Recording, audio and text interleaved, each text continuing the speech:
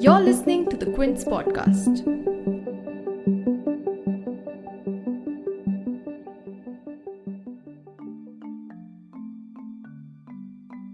Less than a year after the centre said that there was no data on love jihad, Madhya Pradesh Home Minister Narottam Mishra announced that the state government is considering tabling a legislation against love jihad in the next assembly session, which will provide for a 5-year rigorous imprisonment. Barely one day after Mishra's announcement, Haryana Home Minister Anil also followed suit and said that a committee will be set up in the state to draft a strict law against love jihad. And with these announcements coming one after the other, love jihad, which has so far only been a conspiracy theory, may soon be formalized with legal provisions in these states. But Haryana and Madhya Pradesh aren't the only states that are mulling over enacting this controversial law. Other states like Karnataka and Uttar Pradesh have also recently spoken about introducing laws against love jihad. But what does enacting a law on love jihad entail for interfaith couples? If the constitution grants the freedom to profess, practice and propagate religion and to marry a person of one's choice, can states enact a law against love jihad? Does such a law undermine women's choices and religious liberties? In this episode, we spoke to Madhu Mehra, a lawyer and feminist activist and a founding member of Law in Development, which is a legal resource group on women's rights, and the Quint's legal editor Vakasha Sachdev. You're tuned in to The Big Story, the podcast where we dissect the headline-making news for you, and I'm your host, Shalpuri. The term love jihad has been coined and frequently used by Hindu fringe extremist groups, and the whole rhetoric of love jihad comes from an unproven allegation of scheming by Muslim men to convert Hindu girls through marriages. It's been used in the past few years in political speeches and campaigns by right-wing ideologues and even top ministers and BJP leaders like UP CM Yogi Adityanath, who was among the first chief ministers to bring up the proposition of such a law in a bid to take stern action against quote-unquote those who play with our sisters' respect, as Chief Minister Adityanath said in October just before the state by-elections. In the same month, we also witnessed a social media storm about a jewellery ad made by Tanishq, whose message of religious unity in an interfaith marriage got twisted into accusations of love jihad. But despite such an enthusiasm from lawmakers, certain BJP state governments and even social media trolls to put to task those guilty of love jihad, the BJP-led central government itself has not only disowned the term in the parliament but also said that there's no basis for it in reality. In February 2020, Minister of State in the Ministry of Home Affairs, G. Kishan Reddy, had said in the parliament that there was nothing defined as love jihad under the current laws in the country and that Article 25 of the Constitution provides for the freedom to profess, practice and propagate religion subject to public order. He also said that no case of any love jihad had been reported by any central agency either. And there have been several investigations since the late 2000s to look into attempted forced conversions in marriages. In 2009, for instance, when the Karnataka CID started probing into this matter, prompted by a High Court order on a marriage between a Muslim man and a non-Muslim woman, the CID eventually said that there was no organized attempt by any group to quote-unquote entice girls or women belonging to Hindu or Christian religions to marry Muslim boys with the aim of converting them to Islam. In Uttar Pradesh as well, several cases of love jihad had to be dismissed as there was no evidence to support it. In fact, even as NCW chief, Rekha Sharma met with the Maharashtra governor, Bhagat Singh Koshyari, to discuss love jihad. In response to an RTI query, NCW said that it doesn't have any data on love jihad. So then who is this law meant for? Who does it target and who does it benefit?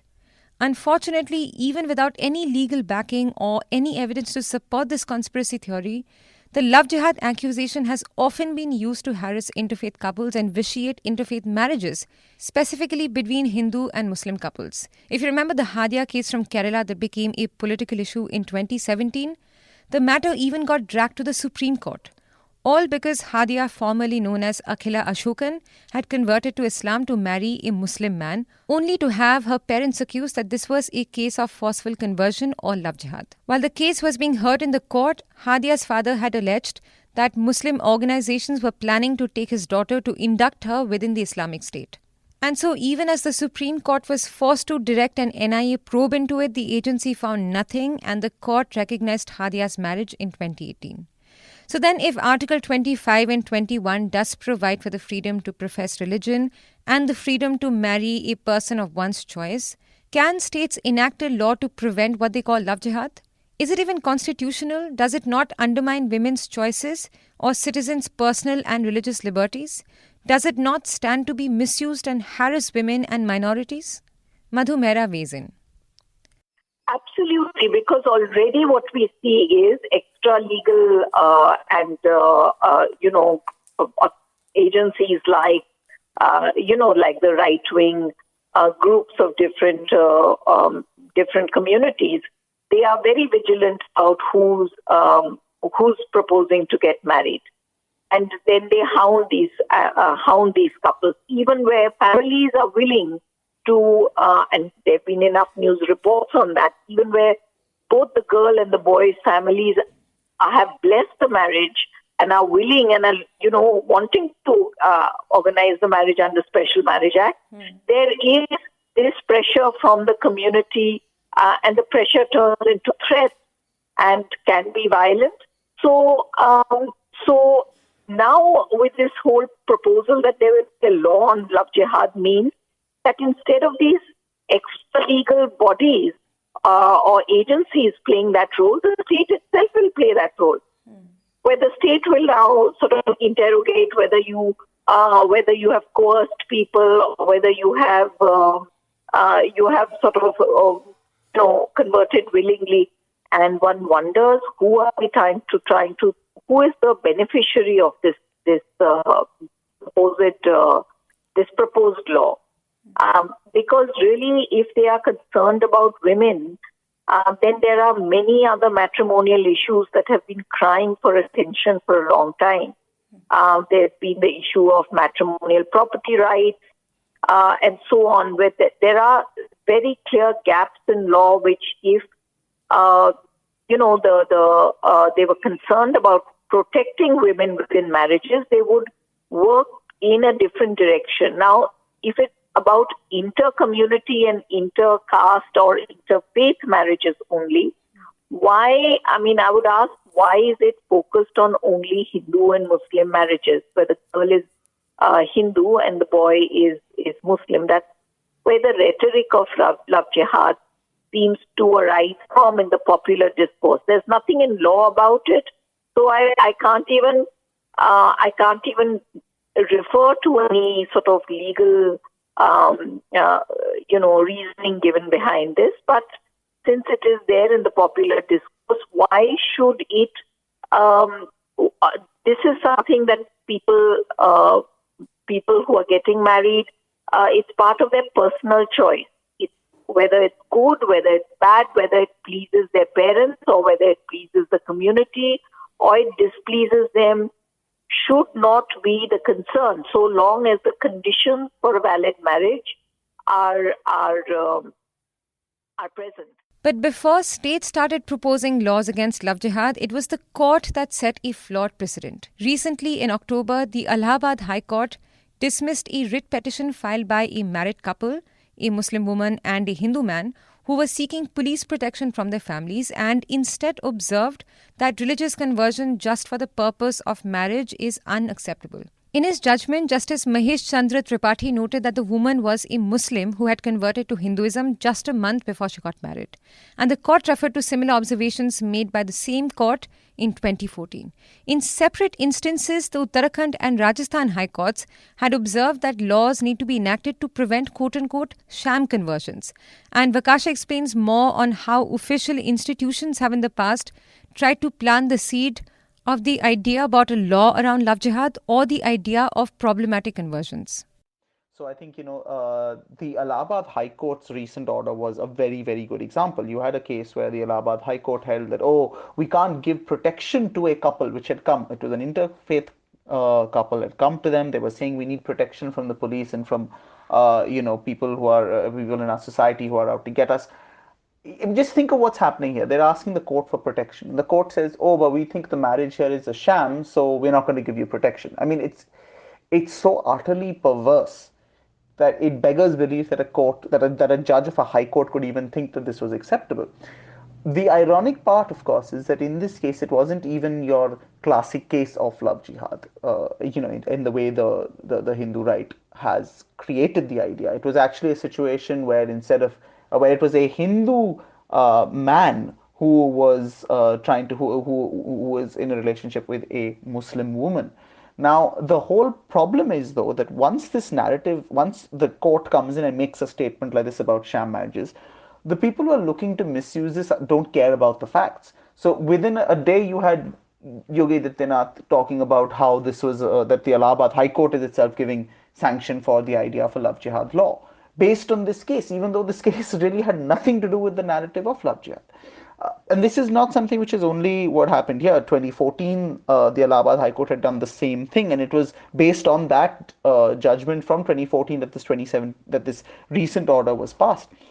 Now, the problem is that with both this one and the old one, they've sought to create a sort of legitimacy for what they're saying by referring to a Supreme Court judgment from back in the day in Lily Thomas's case.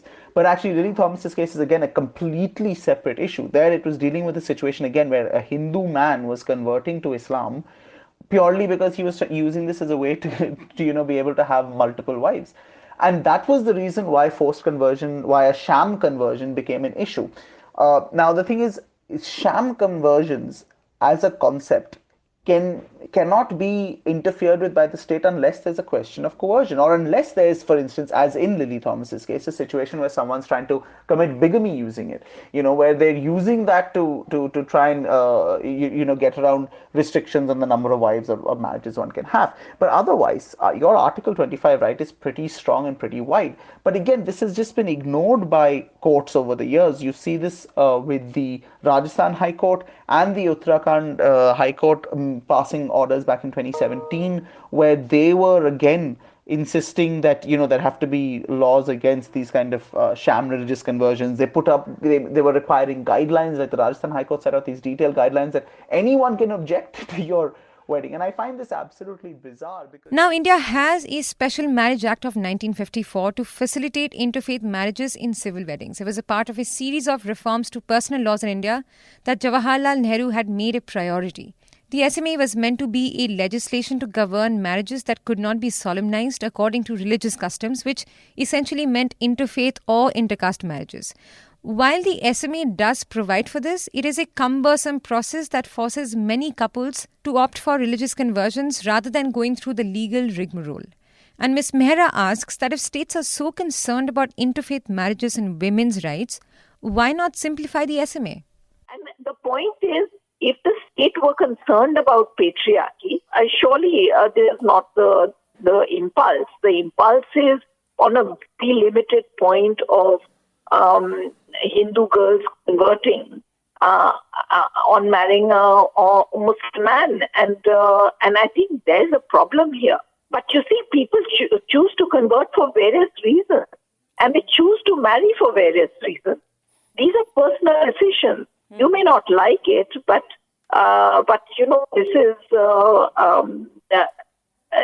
this is not forcible conversion. This is conversion out of choice, out of adopting whatever is in the matrimonial home. The only way to counter this is to make Special Marriage Act more flexible. And we know so many people who opt for religious-based marriages only because Special Marriage Act is not accessible to a lot of people. Right. The fact that you have to put that 1 month's notice and you have to be in that city, those are big impediments. If you like listening to this episode, please subscribe to the Big Story playlist for episodic updates.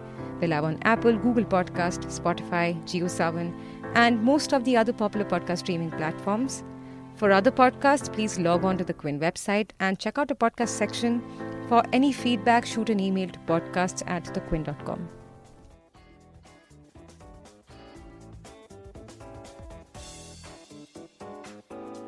Thanks for listening. Log on to the Quint's website and check out our other podcasts.